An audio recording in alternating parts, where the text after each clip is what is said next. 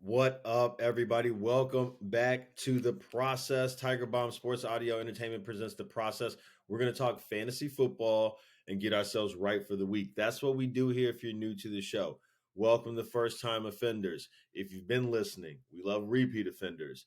Excited to be talking with everybody. Week 3 of NFL action. We're going to break it down, talk about the fantasy implications so that we can crush it really quickly before we get too far down the rabbit trail. For the new folks, where can you find us? Where can you keep up with us? www.tigerbombsae.com. Tiger Bomb Sports Audio Entertainment has a website. We have a bunch of podcasts, football, fantasy baseball, true crime, NASCAR. There's a lot of stuff. So if you want to take a listen, that's where you would do it. There's a page for the process. You can click on the process page and you can listen to this podcast there. If you are a person who wants to listen to podcasts on the go, Spotify, iTunes, Stitcher, all that, we got your back. Just search for Tiger Bomb Sports Audio Entertainment. This podcast will come up. You can like and subscribe and keep up that way. If you're a social media person, want to hang out on Facebook and Twitter, we can do that too. At the process TBSAE, get some last minute start Sims question answered, something like that. Guys, this is the best free information you're going to find on the interwebs. I do the research. I'm using trusted resources. I'm giving this information to you guys free and clear so we can win together. The process is about crushing it in seasonal, but also crushing it in daily because when we're winning in seasonal, it gets a little boring. And so we'll have to switch gears and go to daily fantasy football sites like DraftKings, FanDuel, and show them what we know. So that's what this podcast is all about. Maybe you only know a little bit about football, maybe you know a lot. I'm adding to your knowledge. This isn't me lecturing, sound better than you. The best free information you guys are going to find. Use it. Make yourself sound credible. Call me on my stuff if it's ever wrong, but I do a lot of research so that we ain't wrong. All right. Before we get on into week 3, we do need to talk about just a few notes from week 2, some stuff that we saw. Then we can get into our usual segments for the show. Lions go hard to start the game, going for it on fourth, getting the safety after turning it over on the 2-yard line. Commanders also going for it on fourth, going for it on 2. But for the Commanders, this stuff adds up. They could have won this football game had they just played a conventional football game. But Riverboat Ron, trying to up the ante so much and go for it in unconventional scenarios, and then you guys end up outsmarting yourselves out of the game. Sometimes you can win with what you have on the field, and it's the coaching that holds you back. That's one of those scenarios right there.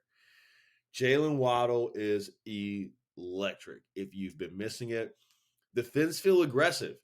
They feel aggressive right from the beginning of that game. Then they get knocked back a little, and then they come right back. Hill just burned Marcus Peters late in the fourth quarter. Just burned him. The Finns are doing it right now.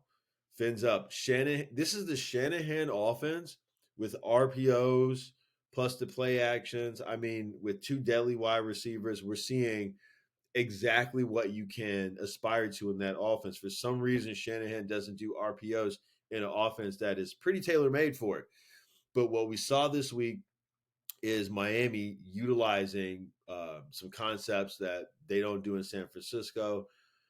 It's cool when you see a coach branch off and take his own sort of ideas and philosophies about the offense and mature it. That's what we're seeing in Miami right now. And they've got the weapons to do it. They didn't rebuild anything. They took what was there, retooled a little, and turned this out. So incredible. Oh my God, Bateman with incredible, impeccable footwork. Lamar was having his way early on in that game. I mean, the Ravens got up pretty big on Miami, but just couldn't seal it. Jets, why aren't the routes quicker? The Cleveland line was doing God's work against the Jets offensive line last week. So not sure why they wouldn't just shorten up the routes a little bit. Panthers need to think about what's happening in the passing game or what's not happening. The Panthers' low time possession continues to hurt all the fantasy owners of all those players. Eagles won the battle up front for their game. Raiders defensive front was completely gassed at the end of that game with Arizona. You get Kyler Murray running all around because these guys are gassed. Nathaniel Hackett trying to see how fast an NFL coach can get fired into his first season. Go for records, bro. Physical as expected between the Bucks and the Saints. Lattimore might be winning those football battles, but Evans is whooping them in those fights. I'll tell you, I didn't think he was going to be ready, but Michael Thomas looked the part. Saints turned the ball over a few times. Bad Jameis, we know it's a Jekyll and Hyde app. Bad Jameis was out for show, but they definitely could have won that football game too. Bengals definitely struggled as expected, but more so against the pass as opposed to the run. They got caught off guard early, and the Cowboys D played pretty well enough to never surrender the lead back. Micah Parsons is a force, and the boomer bust secondary played to the boom this week for the Cowboys. Buffalo Bills, too much sauce, baby. We'll see what Pat Mahomes and company have for them down the line. Drake London outperformed his projections this week and seems to be coming along really well in Atlanta right about now. Wasn't hard to see how the 49ers felt about old Jimmy G stepping in for Trey Lance there. All smiles in the huddle. All smiles in the huddle on that one, if you noticed. Here are the Bears we know. They can't stop the run. And also the Packers had a problem stopping the run too. This is a note we need to take for future weeks. That's what we saw last week. Now we can march forward to this week, and we'll start with a lot of folks' favorite segment, a little bit of housekeeping. All right, my friends, as the ads are going through for the podcast listeners, not the YouTube listeners, we're going to do a top 5 for your YouTube listeners. How interesting is that? So the top 5 for this week is going to be the top 5 dream game script or scenarios, in my opinion, for me, as a fan, as an analyst, as a whatever. But for me, top 5. And we'll start with number 5, which is Tom Brady, terrific Tom, versus Coach Belichick in a Super Bowl setting. Guys, how cool would that be? Belichick in New England, Tom in Tampa Bay, and they both somehow finagle their way through the conferences. And then we meet in the Super Bowl. And then we really find out, like who's the better. For my money, I think that would be pretty interesting because right now, everybody's saying it's been Tom. But if Belichick, because they were a playoff team last year, if you can get his team back to the playoffs, who knows what we might be talking about here. So that's the number 5 on our top 5 countdown of game scripts or scenarios that I think are cool. And that's going to be Tom Brady versus Coach Belichick in the Super Bowl.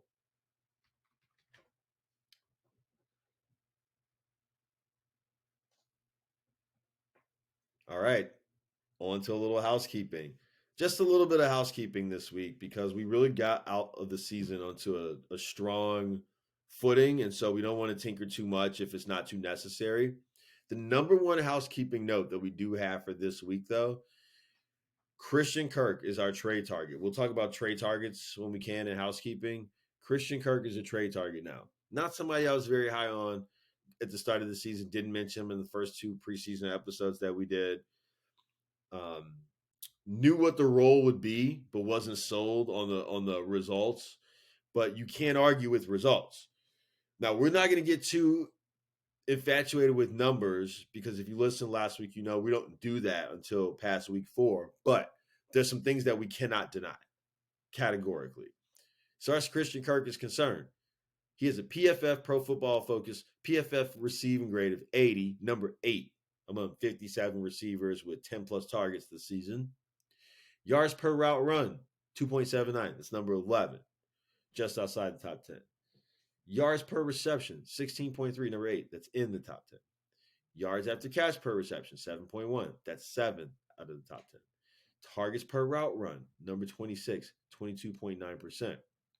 All this to say, this guy's cooking right now. So if you're hurting that wide receiver and you're looking for a target, this is somebody that makes sense. You don't traditionally want to go trade for somebody who is going to be on the downside or hasn't had their bye week yet. But for his role is cemented. We know he's a bye week coming up still, but they're paying a lot of attention to him. And so again, if you've got problems at wide receiver, injuries at wide receiver, you're looking for somebody. It's him. It's like, oh, Ralph, it's him and Greg Dortch, right? No, Dortch's role is not cemented because once D-Nut comes back, Hopkins comes back, what do we see from him then? Goes so far down the pecking order. And so we're halfway through that suspension for Hopkins. Kirk is the real deal. It's the first housekeeping note. Second note, we're still not that worried about stats yet. I know we just talked about some stats there, but at this point, traditionally, don't worry about it. It's only a couple of games. It's nothing yet. Those aren't stats. 3 games, that's a trend. 4 games, that's stats. Right now, what we have are illusions that we want to believe to either make us feel better about what we're seeing or make us feel comfortable with what we're seeing. So don't worry about it, guys. It's only 2 games. Like the NFL has so many different schemes and coaching styles and scenarios. You can't take a 2-game sample and say, this is everything empirical. So don't get too worried about the stats yet. You're going to notice in this episode and in the last episode, there wasn't a lot of stats. And there's not going to be that many numbers next week either. We're not there yet. I'm not going to pump your minds up. We're going to talk about what we see on the field. That's what's most important. Stats will come later. Third housekeeping note for this week is how we did last week's seasonal and DFS. Seasonal, pretty good with the leagues, like 2 losses, I think. But the important part is almost no leagues with 2 losses, like 500 worst case scenario across the board, except for the Pro Football Championship leagues, or the was it the PFFC? I always forget the name. There's so many acronyms during the week, guys. But my Pro Football Championship League, my pro team, that's the one that's 0-2. But you know what? You keep pressing on. And also for those pro leagues, listen, there's no trades. So it's like, that's why drafting's important. But I'm also not going to panic, and you shouldn't panic if you're 0-2 as well. We already know we're not pushing a bunch of buttons yet because we're not at the 3-loss threshold mark without having 6 wins. But you've got to, first of all, make sure that the problem isn't you and what you have. And this goes into the fourth point, I guess, which we can kind of allude to now for housekeeping, which is a depth chart. So you got to reorder that if it's not working. Amari Cooper didn't play him the first week. Problems about Jacoby Brissett, concerns, I should say. Played him this week. Great last-minute start by me in that league, and my opponent had Najee Harris. So I'm off to a lead this week. Look at what you have. Look at what you have. It's a league where you can't trade. So you've got to be savvy and decide what's there. There's a fat budget. All that matters. And so it's not time to throw the baby out with the bathwater yet. We got a lot of football left to play. Nobody's out of it. Are you scoring points? Are you not scoring points? Just take notes right now because the time is almost near to do something. But you got to have a sample size to work with. You're going to be kicking yourself if you get rid of somebody and they snap off after this. Sometimes roles take time to mature in the NFL. That's the whole point. Fourth point, depth chart, stick to it. We're not going to play the carousel game. This is why I don't like carrying 2 quarterbacks. Oh, this guy's in a better matchup. We got to play this guy. You are not going to play the carousel game and come up with a better matchup every week. It's just not possible. Statistically, if you pick a starter, stick with that person, you're going to win more week than not. So just like we talked about from the preseason, we have a depth chart, and we stick to it. That's how we're going to win football. We stay the course right now. We're only heading into week 3. As far as DFS goes, one tournament lineup made a little noise. Cash lineup didn't cash, but not for anything we didn't do. It wasn't like week one where we missed the picks. Connor gets hurt, leaves the game, but also Jerry Judy gets hurt in the first quarter, leaves the game. Puts up like 2.3 points on DraftKings. So I ended up 10 points out of the money. We're talking 10 points from, three figures on DraftKings, 10 points from hundreds of dollars. You are not going to give me to believe because I didn't cash there that I made bad picks this week. The golf pick was the right pick. Everybody else is on the wins. It pays to be different. A couple $100 makes your lineup a little different. You can pay for a different defense. A couple $100 matters there.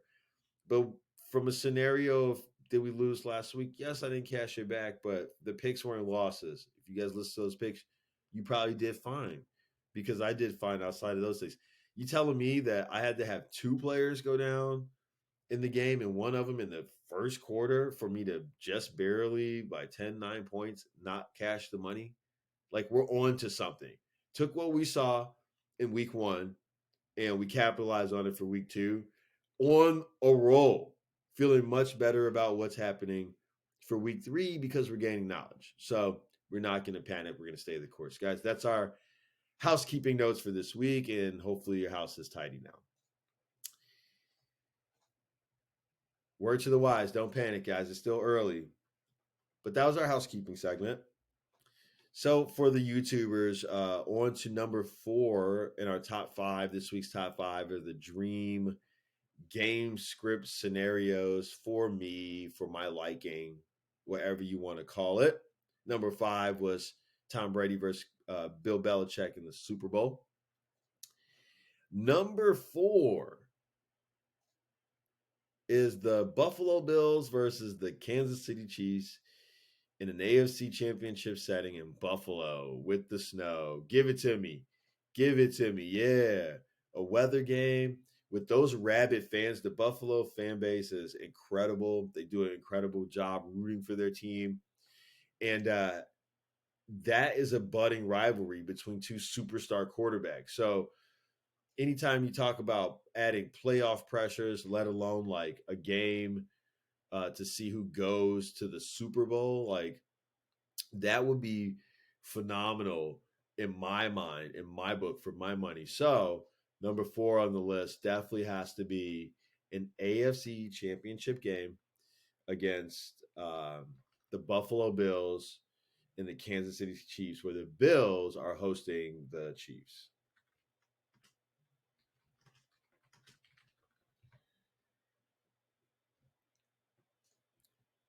All right, guys, it's time for everybody's. I'm not going to say everybody's favorite segment, but a liked segment, I should say. Uh, would you rather? Let's talk about who we would rather this week. We'll look at 12 different conundrums and go over it. So Brandon Ayuk versus Michael Carter to start. I would go with Carter here. Ayuk I'm down on a little bit because of Lance coming out. I think that's one guy that loses a little bit of value just because stretching the field, not so much with Jimmy G, probably more of the under routes. So I'm a little down on Ayuk. Tough matchup with Denver, but also Michael Carter. Tough matchup of his own this week, but against the Bengals. But he's involved in the passing game. He's involved in the running game. He's sharing time in the backfield. Even if they're down, he's going to have to be part of those check down passes that Flacco loves, just to kind of keep the drive moving. He caught 6 passes 2 weeks ago, so I would probably go with him being Michael Carter over Brandon Ayuk. Brandon Ayuk or Brees Hall, another Ayuk question. In this one, I think it's the same thing. For the same thing, it's Brees Hall. Like, it doesn't matter if it's the same jet. The reasoning that we use Brees Hall against or Michael Carter against Ayuk, we use Brees Hall too. Tricky stuff there. Melvin Gordon III or Joshua Palmer? I would say Palmer this week, just for this week. It's Palmer's a thing as long as Keenan Allen is out. If Keenan Allen was to play, then Palmer becomes less of an ordeal. But even Melvin Gordon, obviously not having the same exact role as he had last year, where he was more of the 1 to the 1-2. This year, he's obviously more of the 2 to the 1-2. But I'm leaning Palmer this week because of that, I would have to say. And then also, the other thing too is the matchup, I think, is probably not one to where Gordon can succeed alongside Javante as well. I don't think so. I would just go ahead and just say Palmer, just because of the role. But then again, with Herbert being hurt, Eckler may see more work. We'll just go with Gordon. We'll take Gordon. I'm not too keen about running against San Francisco, but fine, we'll do it. Okay, don't mean to flip flop on you guys. Curtis Samuel or Brees Hall? I would take Curtis Samuel this week. His depth of target, he's a thing for Washington. They paid him to come over. He's been involved. You guys are going to see him recommending him later on as well. Definitely Curtis Samuel in a game that they should be trailing, and his depth of target is perfect for the type of passes that I think that Wentz will have to settle for as they try to keep up or come back. Rashad Bateman or Brees Hall? I would probably roll with Brees Hall just because, well, I mean, it depends. Like if it's more of a cash game setting, Brees Hall. If it's more of a seasonal setting, Brees Hall. But if it's a tournament, you're looking for upside, then I go with Rashad Bateman. The problem with Bateman has not been the results. The problem is the lack of production. If they're only looking at you 5 targets, right? 4 targets, 3 targets, 6 targets, that's not a lot, right? 6 targets would be good. But under that is like, is getting pretty precarious. And so just because he doesn't have a defined role, and we know that Mark Andrews is the first receiver, and we know that Lamar will take off after that, like I won't be recommending him over Brees Hall here. Brees Hall. Curtis Samuel or Josh Jacobs. Jacobs had the illness, so I'm a little down on him. It's a nice matchup, but I'm going to say Curtis Samuel again. Jacobs didn't even travel with the team, so we'll just see what becomes of that. If he does play, I'm thinking probably healthy and good to go, but maybe we'll still put split time with Brandon Bolden. So we'll have to see. But I would go with Curtis Samuel. Alvin Kamara or Garrett Wilson. Kamara's banged up this week, and it is a tougher matchup against the Panthers. They can allow running backs to catch the ball out of the backfield, though. But Kamara's health is in question. I'm going to go with Garrett Wilson in the obvious trailing scenario where we know that they're going to have to pass. And I think that Flacco has shown a propensity to get the ball to Garrett Wilson. Like he understands that, like, if I want to make people happy, I probably better get the ball to the receiver that they just, you know what I mean, like went out of their way to bring in or whatever. So it's a scenario to where I think he could enable him because they won't win that football game, I don't think, but just the whole idea that, oh, they're going to have to try to move the ball downfield to come back or attempt to put points on the board to make it not look so ugly, we should say. That's probably more relevant for that one. Thielen or Cam Akers. I like Thielen this week. Softer matchup for him. They're going against Detroit. It's at home. I think the Cousins will be able to spread it around a little bit. But my question is, will he have to be able to spread it around? Or will he be able to just go to his guy, Jefferson? I don't know. But I like Thielen. It's a good matchup for him. Cam Akers. Don't dislike him. It's not a terrible matchup. They should be ahead the Rams, and so there should be an opportunity to get runs and touches. But I'll go with Thielen. Travis Etienne or Chris Olave. Tough matchup for Tampa Bay this week, but I'll go Olave because they're making such a concerted effort to get him the ball. Etienne is definitely the third down or receiving back as opposed to the first and second down back to Robinson. Etienne, if you saw that first game, he just didn't look ready, guys. I'm out on it. I take Olave. Keenan Allen or Clyde Edwards-Helaire. Allen coming back a little banged up, a game they should win. I think they shoulder the defense on that one, so I'm not sure that Allen has to do too much. I'll take Clyde Edwards-Helaire in a game that the Chiefs should be winning, and so they should be trying to run down the clock. And then Rashad Bateman or Dameon Pierce. Pierce so popular this week probably for DraftKings going up against the Bears defense. Can't stop the run. He's a good play. We'll take him over Bateman because of the uncertainty of Bateman's touches, as we mentioned. And then Dameon Pierce or Garrett Wilson this week. We'll take Pierce again in that one as well. All right. Well, that is our would you rather for the week. Now you guys know who I would rather. Hopefully it helps you figure out who you would rather. would you rather for week 3. Now we can get back to our, for the YouTube listeners, our top five game script scenarios. Number 5 was Tom Brady versus Belichick in the Super Bowl setting. Number 4 was the Buffalo Bills hosting the Kansas City Chiefs in an AFC Championship setting. Maybe some snow is on the ground. Number 3, I'm going to say Arizona Cardinals versus Philadelphia Eagles in the Super Bowl, because the Super Bowl is in Arizona this year. So that would be nice if the Cardinals somehow found a way to get to the Super Bowl in their home. That would be incredible. They'd have the crowd behind them. And the Eagles look like the best team this year. Like the offensive line just looks great. Seem to have a potent quarterback, potent passing game. So they seem to be front runners. But if they came out and they faced Arizona, I just think it would just be so electric in terms of the offenses involved and the defenses trying to keep up. So that would be a fun one to watch in front of the hometown fans for Kyler and them. So that is number 3 on the top 5 game scripts and scenarios list. Cardinals versus Eagles in the Super Bowl this year, because the Super Bowl is in Arizona this year.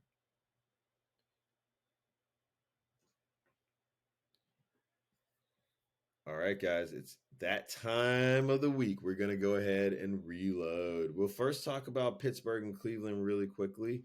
Cleveland won that game off the shoulders of the running game. No surprise there. Pittsburgh needs better quarterback play. Tomlin's going to stick with his guys now and see what happens, but it's not looking promising. They've got some weapons, but Trubisky truly unable to activate them.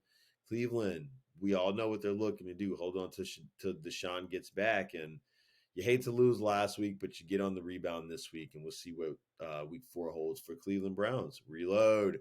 On the Sunday, Baltimore at New England. I'm expecting New England to not put up a lot of points here, but I'm also expecting their defense to try to do a pretty decent job. I think the path to victory against New England is probably, on the ground more so. So Lamar and hopefully Dobbins. I like Dobbins if he gets back. I'm out on the runners individually if he doesn't get back, and I'm just okay with Lamar. But I like Lamar and Dobbins if Lamar is back or if Dobbins is back. As far as the receivers go, I'm not going to play pick 'em with those guys. It's Andrews or bust. If you're in seasonal, play Andrews. For DFS, I'm probably not going to play Andrews. It's not a great matchup against New England. On the New England side of things, I like Damian Harris. I know Ramond Stevenson's hanging around. I know there's the health question going on in the backfield, but I'm just going to play with Harris this week because of the path to victory against this Baltimore defense. You can obviously run with them a little bit. He's the first and second down back. So I just want to take advantage of that with New England at home this week. I do like him. They're not going to win this game, but I like them to try to slow it down, play defense, and keep the game close. Eventually, Baltimore blows out the top, though. Reload. Kansas City going up against Indianapolis. Oh boy, Coach Gus Bradley. He's bringing over his defense that he was running with the Chargers before. So Kansas City is pretty familiar on how Indy's going to want to play them with the too high shell. It's not like there's some defense that does well against Mahomes, but particularly this is probably not going to do well. He should have his way. I expect a bounce back game from Juju Smith-Schuster in the slot. I think Edwards-Helaire will get some chance to run the clock down a little bit, but they may want to let Pacheco, depending on the score. But Kelsey's definitely in play. Mahomes will spread it around if he needs to, but he'll probably be able to get it to Kelsey. And their defense is shining this game for real because of, on the other side of things, Matt Ryan hasn't looked great when there's been adversity.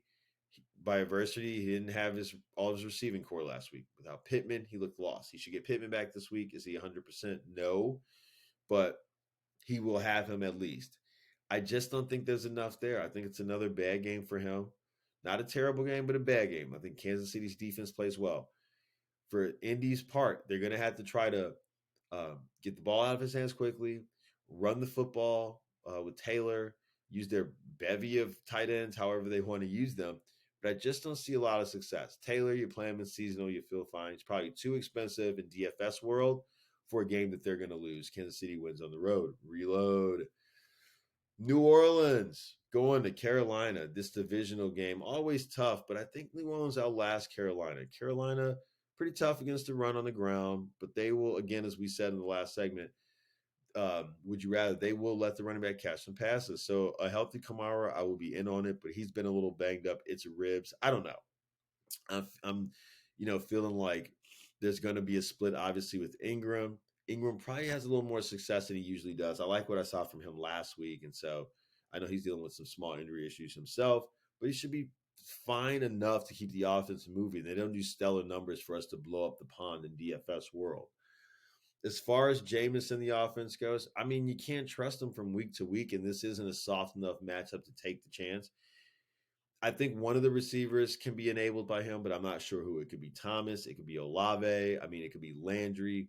They've got weapons, and it could be Kamara as the receiver that he's enabled.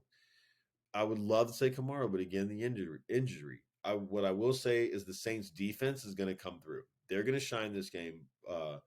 Baker Mayfield's going to turn the football over for sure. Saints defense should score some points. They look like the real deal. So I'm not sure how much the offense will even have to do in a game that the Saints should win on the road. Reload. Houston going to Chicago. Listen, Lovey coming back to the Bears. He should probably get a clap it up from the crowd. They're pretty appreciative of the things he did there. But besides that, this is all business. This is all football. Houston's got a little bit of a rush with Jerry Hughes. So I think that Fields will be under duress. Chicago O-line playing a little better than we thought, but they're still not great. So I think that Houston can cause a bit of problems. Chicago will have to get the ball out.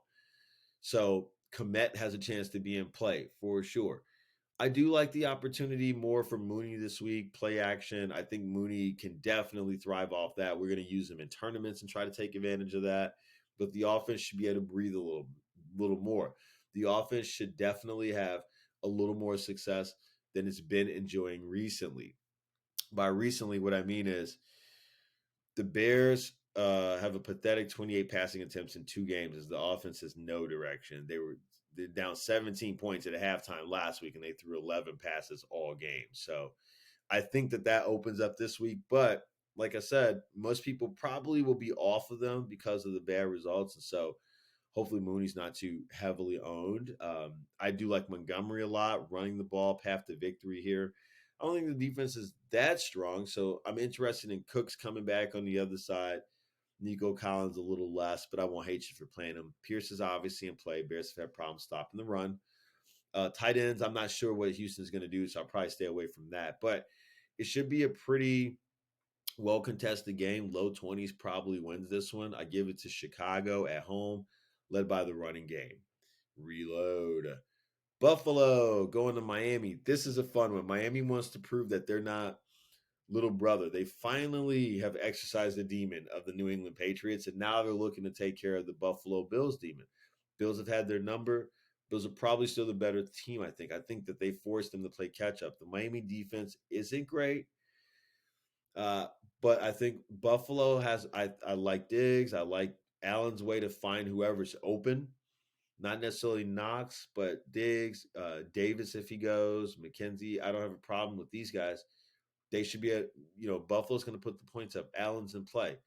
Singletary in the running game, less so. But I think that Buffalo puts the pressure on Miami, and then Buffalo's defense is great. So it's not going to be easy to pass against them. They want to put them in a position to pin their ears back and try to get at Tua. Miami's going to run their regular offense. Those running backs are going to run. I think they're going to mix it up. You're going to see maybe more Edmonds this week. But also, the passing game is in play. Off of the play action and the RPOs, trust me, they're going to give Buffalo all they can handle. And I will say I like Tariq Hill. I like Waddle. Waddle more so because if somebody gets stopped, it's Hill. Buffalo is a great defense, but the secondary is a little banged up right now. I think Miami has shown last week how dangerous they can be. So Buffalo's going to have to max it out and play hard.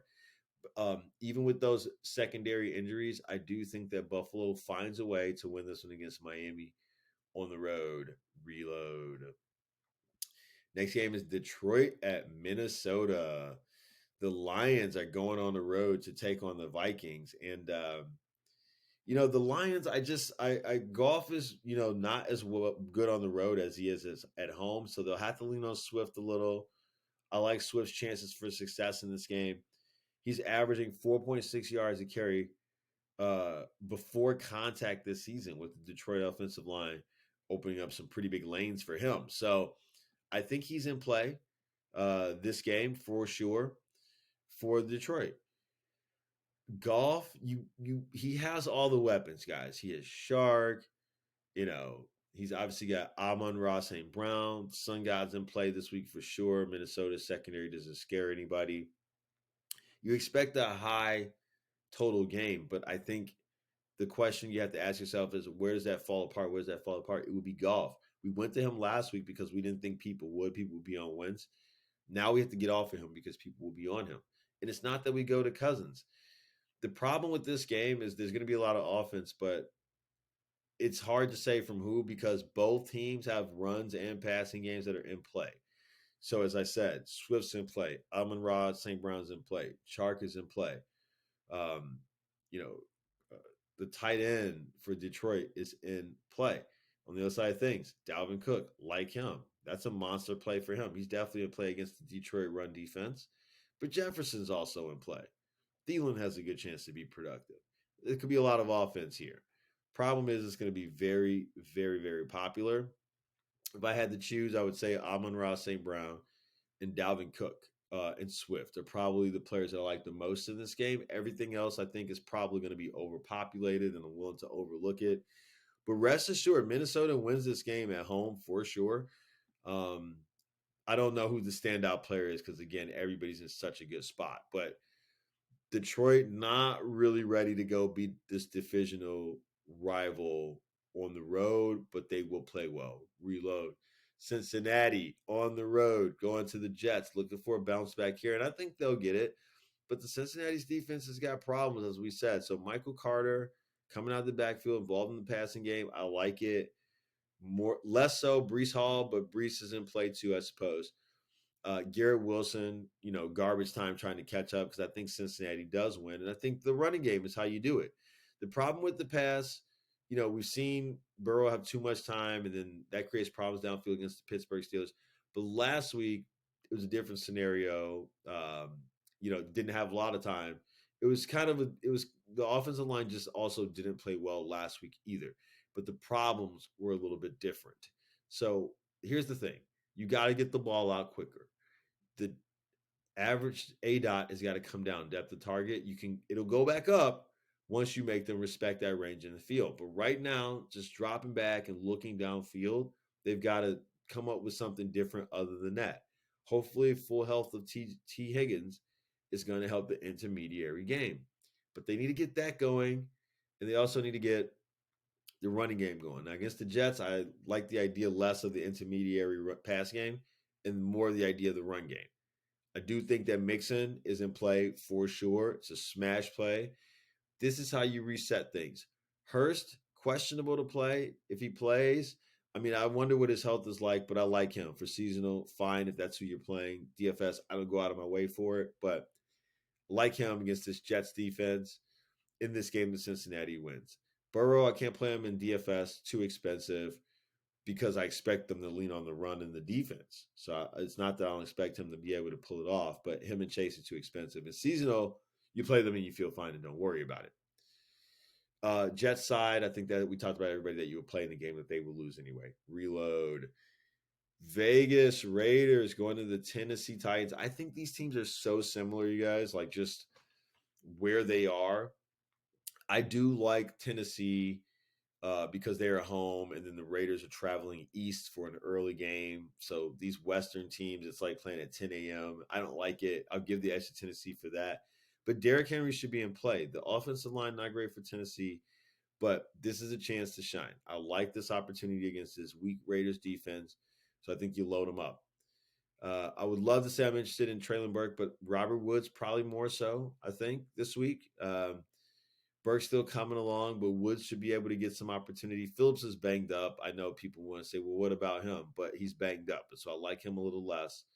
and I like those two a little more. But obviously, it's just Derrick Henry, and so the receivers would be like tournament type things. But Henry, that's a smash cash game sort of a deal. As far as Vegas goes, I like Carr, I like Devontae. I would like Jacobs, but as we talked about earlier, the illness has got him traveling, not with the team. Game time decision type scenario. Bolden steps in if he doesn't. We like Bolden if he doesn't play. If they both play, I think I like Bolden still. Maybe I shy away from it. But either way, Vegas is in a good spot too. Uh, if Jacobs doesn't play, I like Carr even more. You guys are going to see I'm recommending him for cash game purposes, but he becomes even more of a great play without Jacobs. But Tennessee doesn't pose too many problems. Devontae Adams should have his way. I'm not really expecting any issues there, to be quite honest with you guys. Um, Slot starter Elijah Molden is on the pup list for the Titans. And then Christian Fulton missed week 2 with a hamstring injury after logging DNPs, did not practice all week. So they're a little banged up. I think that Devontae could have his way. Mac Hollis interested in him. Renfro is out. Hollis definitely could provide some relief as well. Because again, depending on the health of Jacobs, they could just, pass. But, it should be a fun game. Offense provided on both sides, but Tennessee ultimately wins on the back of Henry. Reload. Philly and Washington. I think Washington comes back down to earth now. Big game for them, but Philadelphia is the real deal, and Washington ain't.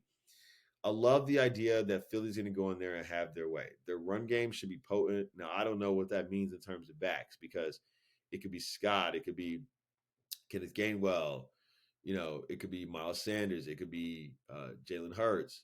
Any of those guys could run it in for a touchdown or could, anchor the run game. So we know we like the run game. Can't say who. If you're playing these guys in seasonal, fine. Hurts, obviously, yes. Scott, I probably wouldn't play in seasonal. Gainwell, neither. Playing Sanders, hope he's the lead, which just seems to be the case. But Washington doesn't scare us.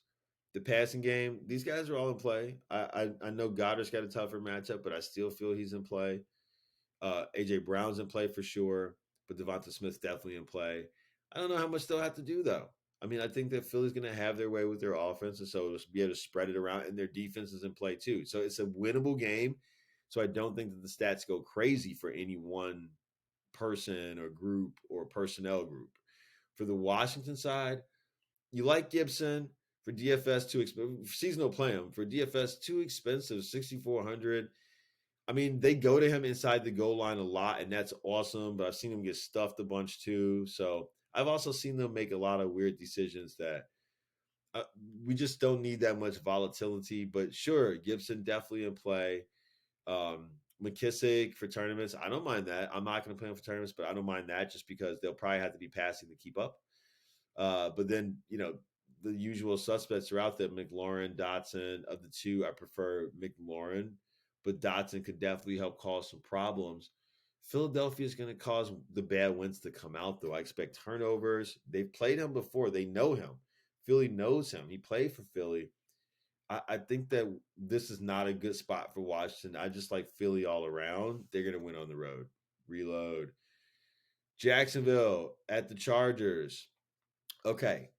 Chargers should win this game going away. Jacksonville, the one thing I like is Christian Kirk, proven role. I don't think the Chargers are that great against the slot, and so we can definitely take a chance with Kirk because they'll have to be passing to try to stay in this one. Ingram, also at tight end, not a bad play. Robinson, I don't mind him either because he's going to catch a few passes. I know Etienne probably more of a specialist that way, but I'm just not buying him. I saw the first game. I saw how ready he did not look. And I saw that this team saw it too, and they went back to James Robinson. So I'm okay with that. I don't have problems in tournaments going there. Jacksonville going to provide a little bit more serviceable offensive options than people are thinking. So I wouldn't pair them together. I wouldn't stack them, but you want to bring one or two of them back. That's fine. A little worried about Herbert and the injury. So Eckler, definitely like him a little more this week. Don't like any of the receivers just because of that. If he was healthy, Mike Williams, sure. Palmer, sure. But we just don't know. And so I'm going to stick with Eckler. And the Chargers defense should really lead the way. I think they're going to force a mistake or two from Lawrence and company, a turnover. That's a terrific defensive line they got, terrific pass rush, really. So I expect that to sort of be the difference maker for the Chargers. Reload. Green Bay at Tampa Bay. Green Bay had Lazard back. I know he's a little banged up still. There's another injury now. But as far as going to play Tampa Bay, listen, Tampa Bay is going to be tough against the run. I get that. But Green Bay can still utilize Aaron Jones in the running game and passing the ball to him. So I like Aaron Jones in this game. Rodgers has to get it out to somebody, right? I don't know how well the game is going to go for the passing game. He just doesn't have enough weapons. I like the Bucks defense here. Green Bay's going to have to scheme up something, and if they do, maybe Tunyon's involved. I don't know, but I can't recommend any of that stuff. I can't even recommend Lazard because of the coverage that he will see against the superior Tampa Bay secondary. Got to try to run those backs. I mean, if you got Dillon in seasonal, great. For DFS purposes, I like Jones. If you want to play Dillon, that's fine too. But they don't inspire offense. Tampa Bay's defense does. Fournette does. I think this can be a game where, because Green Bay a little tougher in the secondary. Plus, Tom's got a lot of injuries in the secondary. Julio Jones probably not going to play. I think Gage is probably going to suit up, but they got guys banged up and out still. Seems more like a Fournette opportunity to me, and so I do like him in the Bucks defense. I think the defense leads the way in a game that they win at home against Green Bay. Reload. Another Sunday afternoon ditty. Rams traveling to Arizona. 49ers got the Rams number, but the Rams got the Cards number. I think that continues this week. Arizona not full strength either. That's going to be a problem for Kyler Murray. But Greg Dortch, I don't mind him. As he has to get it to somebody. He'll try to get it to Ertz. That'll be a little bit more difficult. Connor, if he's healthy, yep, you can plug him in if he'll find seasonal. I think DFS, I stay away because of the health issue. But I really don't like Arizona here. The Rams, I like, them. I like the Rams D. I'm not going to play the Rams D this week. There are cheaper things that entice me more, but I think the Rams win this game. Cooper Kupp is in play for sure. The running backs are in. I don't have a problem if you want to play the running backs. You got Henderson, you got Akers. You can play either of them. If it's DFS, I'm probably playing neither of them. But if you got Allen Robinson, you can play him and feel fine about it too. I think the Rams continue to get better. I do like Stafford this week, especially for DraftKings for cash game purposes. I think that because Arizona provides a little bit of a challenge to run against, I do like him. As the facilitator of the offense, but I do like those running backs still if you find playing them in seasonal, just because they'll have to catch some passes. So if you want to take a chance on one of them, that's okay. I won't take a chance on either, as I said, for DFS though. But I don't think Arizona is going to be Big Brother in a game where they're short with weapons. They're not going to be able to run around like they did against the Raiders last week. Aaron Donald, ain't having that. Rams went on the road. Reload. Atlanta at Seattle. This should be an interesting football game. Atlanta hasn't been bad in the secondary, but here's the deal, guys. Seattle, Seattle hasn't been bad in the secondary, but here's the deal. Cornerback group in Seattle with Tariq Woolen and Michael Jackson projected to man the outside. Artie Burns, groin, is still not logging full practices. Sidney Jones has been relegated to backup duties because of the way he's been playing. Woolen is going to be a starter. Currently stands as PFF's number 89 graded cornerback out of 103. Jackson, on the other side, Michael Jackson, is a 2019 fifth rounder, making his third career start ever. The secondary currently ranks number 30 in pass DVOA defense. And so, yes, we like Mariota for tournaments this week. If you got him in seasonal, you got to play him, feel fine. Two QB leagues, great. But yes, we're gonna play that. We're gonna play our new guy Drake London for sure. Gonna play him in seasonal and feel good about it. I like him more than Pitts, but Pitts certainly I don't. I'm not against him bouncing back. I think he will bounce back. I'm not sure it's this week. I'm not against him, but I think the path to victory lies through Drake London again. But certainly those guys are in play. The running game, Cordell Patterson, but I like Allgaier actually a little more. Allgaier was seeing the touches in week one before some injuries occurred. So I'll take a chance seasonal or daily wide for Allgaier, but I wouldn't play him in seasonal. Cordell Patterson, if you got him in seasonal, play him. DFS, I probably don't take a chance on him. But this should be a fun game. Seattle for their side. Gino, I don't think he can activate two receivers. He activated Lockett last week. I think it's Metcalf this week. Metcalf's in a great position. The run game, not so much. So whether it's Penny or you know the rookie behind it, I don't care. I'm not buying too much of it this week. Path to victory probably just lies in stretching it down the field. They use multiple tight ends. So I wouldn't recommend one guy there. If you have Lockett and seasonal, play him and feel fine. DFS, if you want to play him and feel fine. But I'm going the route of Metcalf. But I don't think that Seattle can win this game. If they were in Atlanta, because they are in Seattle, it's going to be closer. But I'm going to give it to Atlanta. It's going to be a tough one, but they're going to win it on the road. Seattle's going to make this a very, very close game.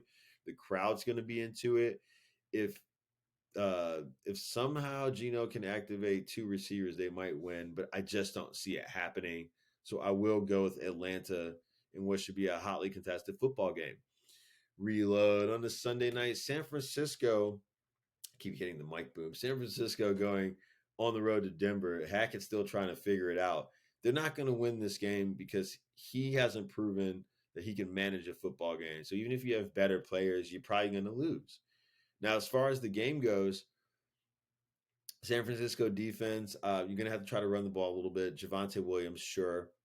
He played for seasonal. It's a Sunday night game, so I probably won't play it for DFS purposes. But for seasonal, you want to play Javonte, that's fine. Melvin Gordon, I would probably sit him a little more. But as far as the wide receivers go, not sure if Jerry Judy's going to play. That would open things up for Sutton a little more. Hamlin's probably coming back. But again, San Francisco probably don't want to test them too much there. It's going to be a tough game for Denver. I actually don't think that they win that football game because, like I said, decision making, but also San Fran will be rolling with their boy Jimmy G now.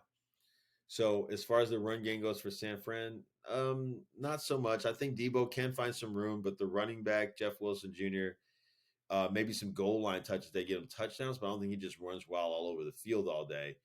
But definitely him and Debo, that's the way to attack this. So if you want to stack this game, I would stack the two of them on the road, and they're going to win, and the defense will do its part, is what I think. Passing game, not so much. Not sure if Kittle is going to play. But like I said, as far as stretching the field, I don't see that against Denver, so Ayuk's probably out. But Samuel and Jeff Wilson Jr. should be plenty against this Denver team. And we reload for our final shot on the Monday. It's Dallas on the road going up against the Giants. 2-0 football Giants. They're going to be excited to play this game against their division rivals and kind of keep a leg up on them while Dak is out. But listen, Cooper Rush played pretty decently last week. They pulled off the victory against Cincinnati.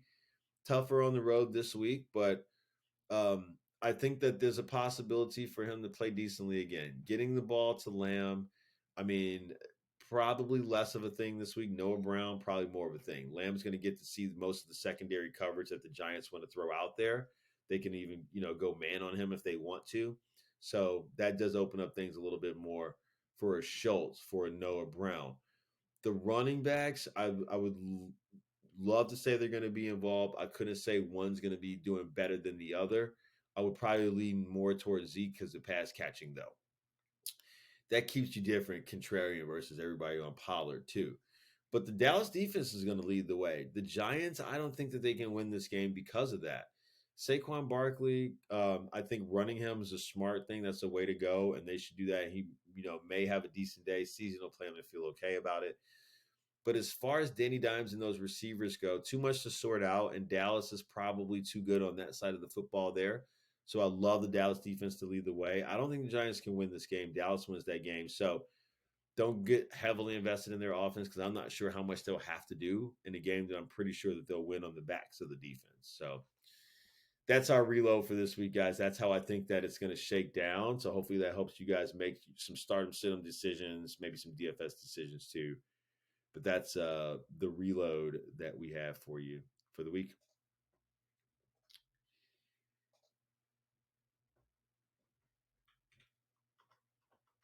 So, guys, back to our top 5 dream game script scenarios For me, number 5, of course, was Tom Brady versus Coach Bill Belichick in the Super Bowl.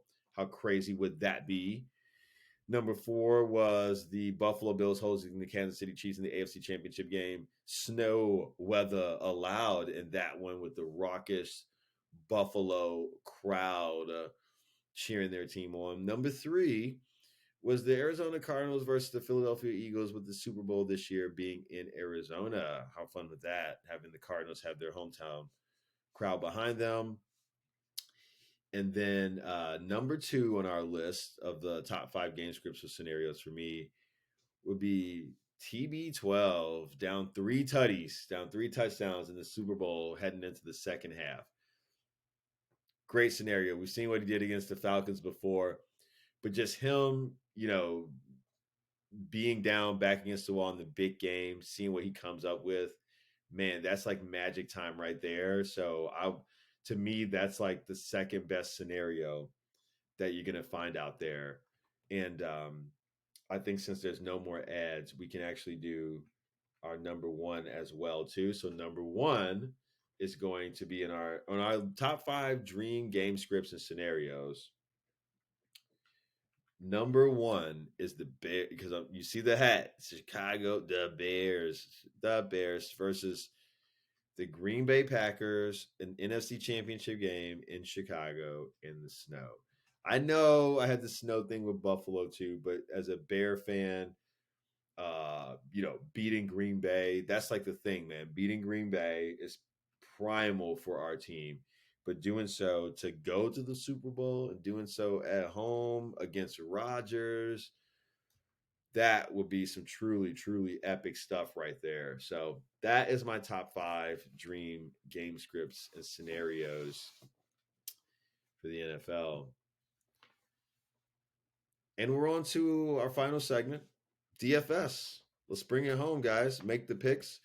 We didn't really cover like all the picks extensively like we did last week in the intro, because I had a lot less wrong this week. And so I'm not going to sit there and go, look what we did correctly. We don't need to do that, but we will bash ourselves for the wrong stuff. So if we look at DFS this week, I've got a couple of more wide receivers, I think, and maybe 1 or 2 more running backs, but it's not because of fear of choice, but it's like this is logically what you have to do this week. Okay, we're going to win every week. Every week's different. This is how you win this week. Quarterbacks for the cash games, I'll give you 2 options. You can pay up for Stafford, $6,500. Love it. Love it. In a defense against Arizona that's better against the run, he's going to have to put up those points, and they want to get ahead and force the Cardinals to have to keep up with them. So I like that. Or you could pay down with Derek Carr, $5,900. Jacobs feeling a little ill. So I'm suspecting. And Tennessee not great against the pass. Problems in the secondary as we went over. So should be a lock. For tournaments, I'm going to give you 4 options. You could pay up for Josh Allen, $8,200. Lock that in against Miami. Pat Mahomes, $7,900 against Indy. And then Tua, $6,100. We could take a chance there. And Mariota at $55 if you want to pay down. Those are your 4 tournament options. Wide receivers for cash games. I'm going to stick to 4, but I had to mention 6 guys because these 2 are for particular purposes. The top 2 are Kupp and Adams. Kupp at $9,900 and Adams at $8,400. I mean, this is more of, full candor. I probably won't use them in my cash game, but if you want to pair them with those quarterbacks of theirs that I recommend for the cash games, you could do that. So if you want to play Stafford and Kupp, great. Carr and Adams, fine. Doesn't leave you a lot left to play with, but if you want to, it's fine, and you can make it work technically. So I mentioned those 2 up top. But full candidness, again, Diggs, $7,700 cash games, and then Christian Kirk, $6,200. Brandon Cooks, $5,800, and then Curtis Samuel, $5,100. That's probably where I'm going to concentrate more of my efforts. And then as far as the tournament wide receivers go, I've got a bunch of options for you, 7, 8 options here, but all fairly well priced. So Waddles, $6,800, and then Metcalf, $6,100. We talked him up as well. So if you guys want to go that route, you can. Drake London, $5,800. Talked about the reasons why you should play him, and he will be low owned.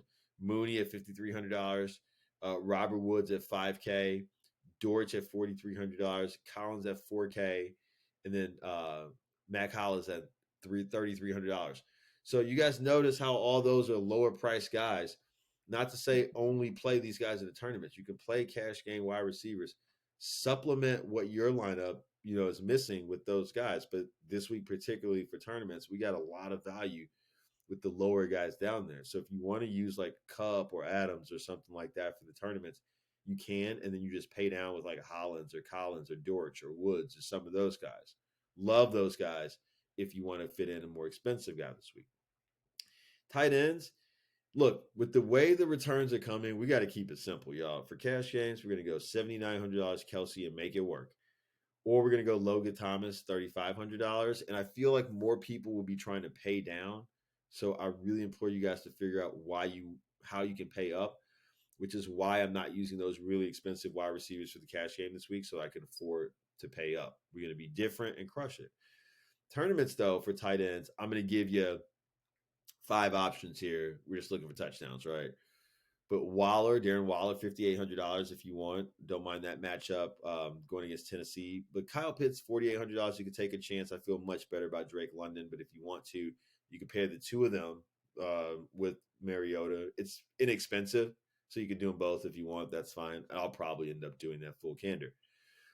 Tyler Higbee, $4,500. A lot of usage, a lot of targets. So if you dig into that a little bit in any app you play in, it'll show you what I'm talking about. But love the opportunity for him to stay involved. Evan Ingram, $3,700. Jacksonville, again, going to be needs to keep up or try to keep up. Can't give all of the passes to Kirk. So him as a tournament, but Kirk is a cash game. You guys see where that's going? And then Hooper, $3,300 at the bottom. Austin Hooper, Tennessee. People forgetting about him. Guy has hands he can catch. I think the path to victory is easier for Tannehill this week. I didn't recommend Burks or Woods in cash game because I feel most confident about Hooper, but I do like Woods. If you want to play Burke, I'm not going to hate on you for that. There's somebody's going to get off against this Raider team. I'm just taking a chance it's going to be the vet over the rookie, and of the two vets, Woods or Hooper. I would be more inclined to say Hooper. I just like Tannehill's check down king right there, looking at what's right in front of his face. Moving on to running back. As far as the running backs go, got a couple options for you for cash games, 5 to be exact. Derrick Henry, $8,100. It's too good of a matchup. He could pay that off. Mixon at $7,600 below him. But then here's where it gets more reasonable. Fournette, $6,500. Montgomery for the Bears, $5,900. And then Damian Harris, $5,600 from New England. Everybody's going to be trying to play Damian Pierce from Houston. So we got to get different. That's how we get different. Now, on the GPP side of things, I got 6 for you. Dalvin Cook, $7,900. Lock it in. We talked about Jones. I love Jones on Green Bay. So Aaron Jones, $7,400. James Robinson, $6,100 tournament play for Jacksonville. Boston Scott, $4,700. Great price tournament play because, again, any one of those backs can get into Philly. Allgeier, $4,400 GPP play for Atlanta if you're not believing in Cordell Patterson like me. But then also GPP I'm sorry, that was it. No. I'm sorry, one more. Bolden, $4,300 tournaments, $4,300. Okay, defense. I've got 3 recommendations, but the one thing I'm going to tell you guys that I see missing on here is you could be interested in the Falcons. I don't have a problem with that. Maybe price-wise it didn't line up to me. I'll go and review, and I will post it everywhere if I make a change there. But 3 cash game ones, you could play the Chiefs at $3,700, the Bucks at $3,100, or the Eagles at $2,900. And then for the tournaments, you could play the Chargers at $3,900, the Rams at $3,400, or the Texans at $2,600. So that's how I'll shake that out. But guys, those are my picks for the week. Hopefully that helps us crush it again. Like I said, injury barring us last week, we were taking home good money. We're going right back to the well this week. Good luck to you guys in your games. You know how to reach me if you need me. We'll reconvene right back here next week. Talk about the good and the bad. Get ourselves ready for week 4. Peace.